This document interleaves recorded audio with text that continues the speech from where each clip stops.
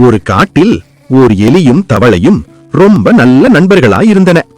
எலி தன்னிடமிருந்த பண்டங்களை எல்லாம் தவளையோடு பகிர்ந்து கொண்டது.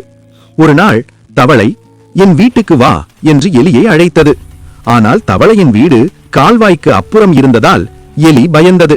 பயப்படாதே, என் முதுகில் ஏறிக்கோ, நான் உன்னை தூக்கிக் கொண்டு போகிறேன் என்று தவளை சொன்னது. தவளையும் எலியும் காலில் புல்லை கட்டிக்கொண்டு கால்வாயை கடக்க ஆரம்பித்தன. அப்போது தவளைக்கு ஒரு கெட்ட யோசனை தோன்றியது. எலியை மூழ்கடித்து அதன் பண்டங்களை எல்லாம் எடுத்துக்கொள்ளலாம் என்று நினைத்தது. திடீரென தவளை தண்ணீருக்குள் இறங்கியது. மூழ்கிக் கொண்ட எலி அலறி கத்தியது.